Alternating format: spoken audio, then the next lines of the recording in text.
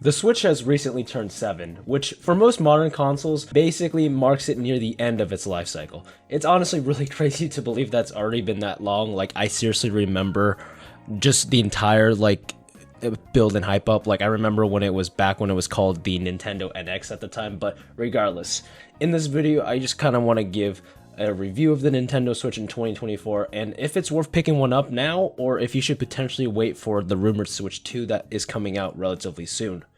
Now currently there are three main models of the Nintendo Switch, which are the Lite, the base red box model, and the OLED Switch.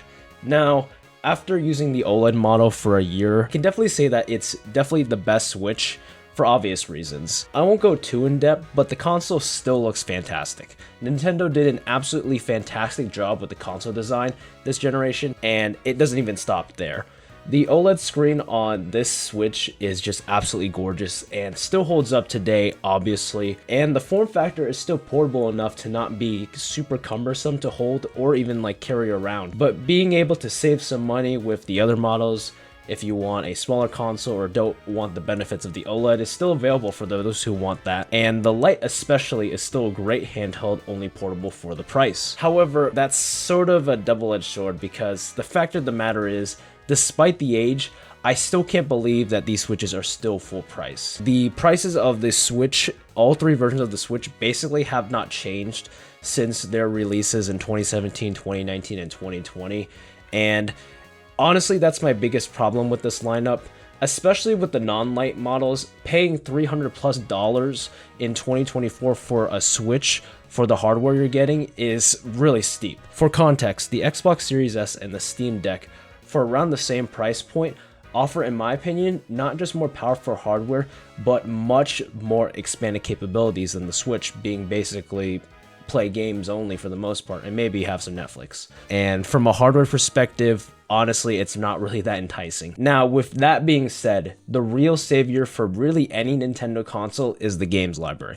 And 7 years later, it's no surprise why the Switch has easily hit the top 5 best-selling consoles of all time. The first-party library is absolutely incredible on the system. Super Mario Odyssey, Breath of the Wild, New Horizons, Pokemon Legends Arceus. These are just a handful of the vast library of titles available on the Switch only, and really carry this console's value despite the high price. Now, when it comes to multi-platform games, there is a big library, especially if you weren't able to play Xbox 360 or PS3 titles back in the day.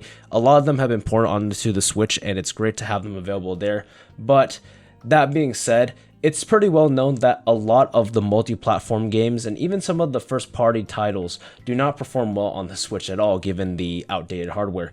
And as a result, some people won't even bother playing their games on the Switch because of major performance issues, like for example, stuttering, glitches, frame rate issues. It doesn't matter. It's pretty well known that the Switch usually is the worst version to play.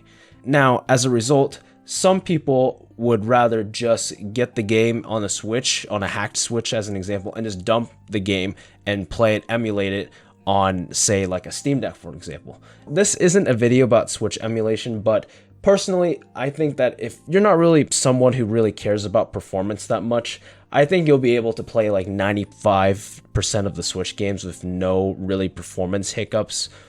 That will make your experience unplayable. Just try to avoid games like Arkham Knight and there's some outliers, but keep an eye out for those.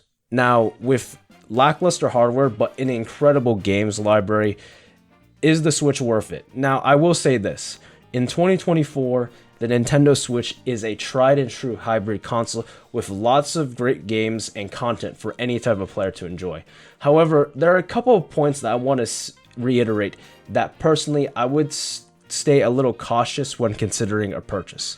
First of all, the Switches barely go on sale and for the most part are still at full price.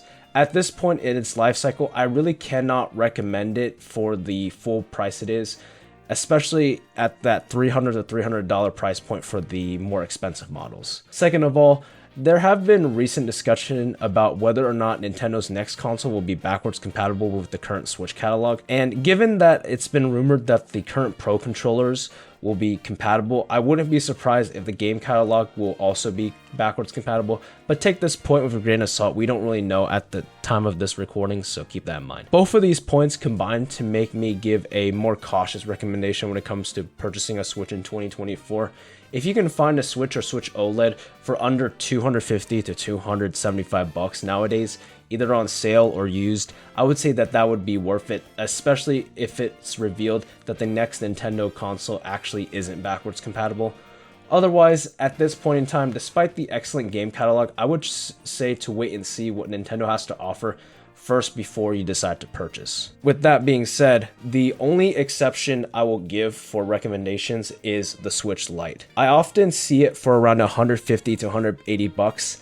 And at that price, I think the Lite is still absolutely worth the price point. And it's the only Nintendo Switch that I can confidently say is worth buying no matter where you are. For 200 bucks, you're getting a lot of value for money, even in this day and age. So definitely consider a Switch Lite if you don't really care about the next generation Switch. So otherwise, like I said, wait and see what Nintendo has to offer for their next generation consoles. So that's going to be the end of this video. I hopefully you guys enjoyed. If you did, make sure to leave a like.